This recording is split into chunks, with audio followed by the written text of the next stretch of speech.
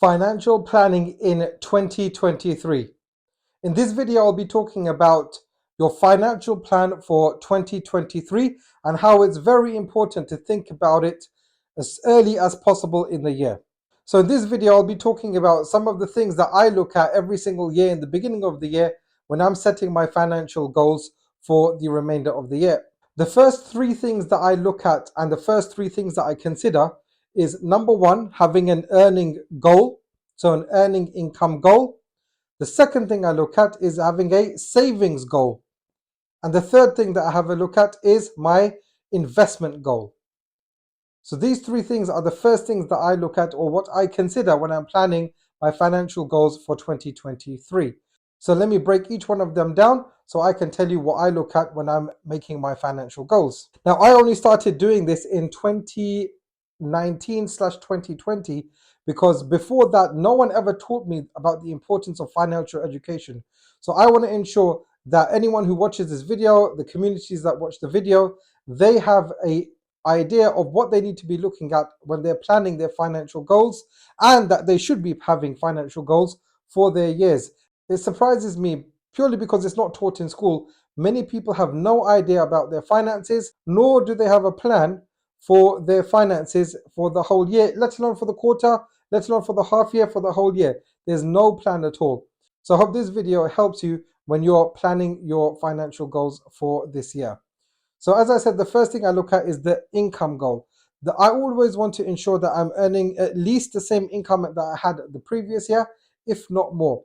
I always try to increase my income year on year because increasing your income actually is the easiest thing that you can do from the three things that we talk about, which is your income goal, your savings goal, and of course your investments goal. Increasing your income is something that you can do just by planning and just by making a plan and looking at what your income is based off and what you can do to increase that income.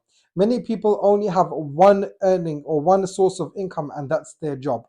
That is actually the worst thing that you can do. Nowadays, with the advent of the internet, it's so easy to start up a business.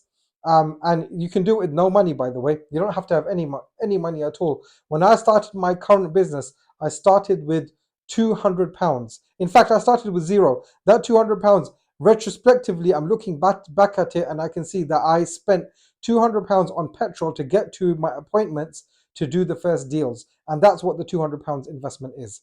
So having an income goal is very, very important. Can you, increase your hours at work?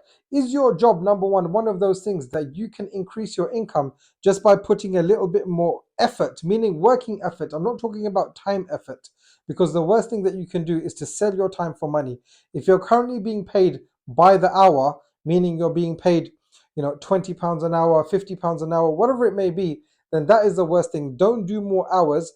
If you're being paid by the hour like that, then the best thing to do is start a business. However, if you're in a sales profession, or if you're in a marketing profession or something like that, where you can just do a little bit more effort and make more sales, or have a better output on your marketing, and then you get bonuses based on that, then of course you can focus on your current job. However, if you're being paid by the hour, then my advice would be to start a side hustle and a business to ensure that you can increase your income in a way that, yes, you do a lot of upfront work. However, once that upfront work has been completed, then you can start seeing in the fruits of your labor.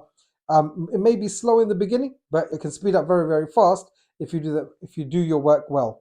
So the second thing is my savings goal. The savings goal, actually, I have a savings goal, not just to save money and to put it away. Yes, you should have a small nest egg, maybe about 3 to 6 months of your living expenses that you have saved away and you don't do anything with that. But actually, the reason for saving is to invest that. So your second goal actually helps with your third goal, which is saving to invest. If you want to learn two things from this video, number one, it's easier to increase your income. And number two, you save to invest. Those are the two key things that I've learned from about 2019, which has helped me increase my investments in a way that I've never done before. In fact, before that, I wasn't having putting away anything for investments. There's a saying, the poor buy things and the rich buy assets. The poor buy things, meaning liabilities, things that they don't need, and the rich relentlessly buy assets. So there's another fantastic saying. It's one of my favorite sayings ever. Is you buy the things that you don't need with the money that you don't have to impress the people that you don't like. And that's so true. I mean, I'm a minimalist, so I don't have that issue, but I'm sure there's many people who are suffering with this thing that I need to buy this, I need to buy that. But what you need to do is increase your income and then have a portion for saving every single month and put that away because you want to save it. Now, the difference between your earning and your saving goal is your living expenses. It should only ever be your living expenses. The way you do it is you have to work out, okay, what do I spend on my rent, for example? What do I spend on my mortgage? What do I spend on food? What do I spend on my car if I have one? Do I need a car? Yeah, if you don't need a car, get rid of it. If you're living in the city and you've got access to public transport and you work in your local area, do you really need a car? And you don't go anywhere, why do you need a car for? Yeah. So these are the things you must think about. So your difference between your earning and your saving is only your living expenses. So the more that you can reduce your living expenses without struggling, of course, you shouldn't struggle and strain yourself. Every single person should be having a good life, but not extravagant, not overspending. And then whatever's left over should be your saving. The best way to do this is as soon as you get paid, get about 10%, which is the golden rule, and you just put it away immediately. Okay. Ideally, what you want to do is you want to get that number to as close as possible to 50%. But you have to increase your income for that.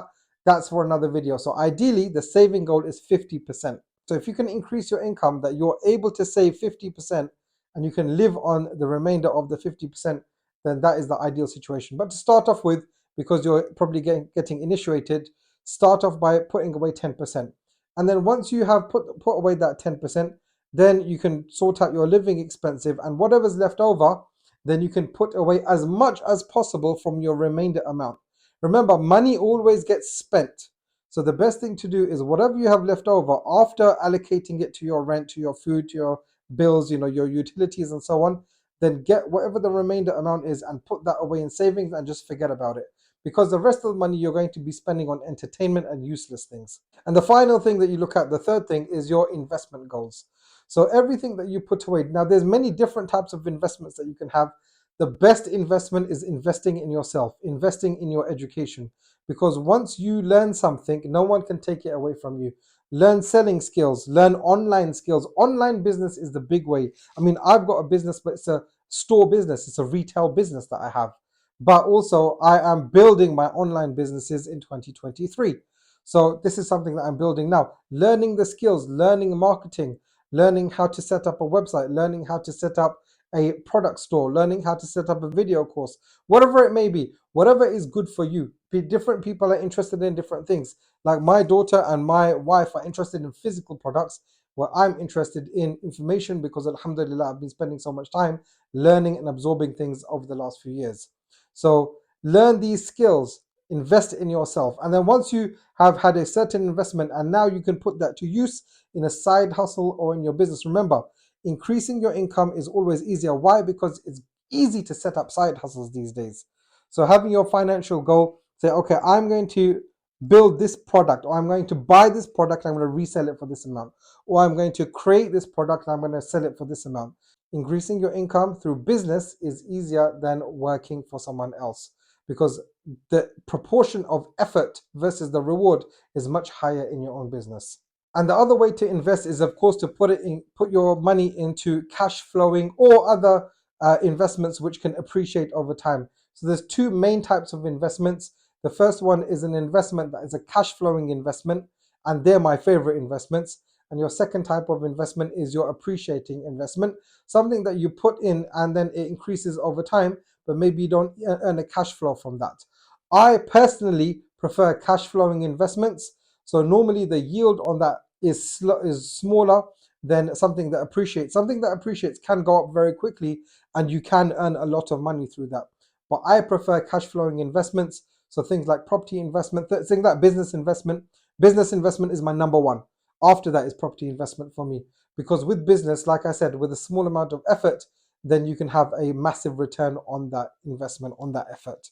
So they're the kind of investments that I like. But some people like, putting into the stock market. So I've got a cousin who actually puts us, certain positions in a day, and he does make, I think his best day that he's had so far is that he made £14,000 in one day. Yeah, and he's not super rich. So there's something, he made few positions and then he woke up and he was able to cash in on those positions. It depends what you like. But the main thing that you should learn from this video is set your financial goals for 2023. Number one, look at your income. Number two, savings. And number three, investment. The difference between your income and your savings is your living expensive. Try to squeeze that. Try to increase your savings. Save to invest, and try to increase the amount that you can invest in yourself, in business, and of course, cash flowing investments or appreciating investments, whichever you prefer. I hope that gives you some food for thought for 2023 and beyond, because if you're watching this in any other time of the year, it's never too late to get started. Remember, I started mine in 2019, and I've been able to set up 2 businesses and got them running, cash flowing without my daily involvement. And I'm currently looking at a 3rd and 4th business this year, which is absolutely fantastic. So I hope that gives you some food for thought. I hope that gives you some encouragement, and I'll see you in the next video.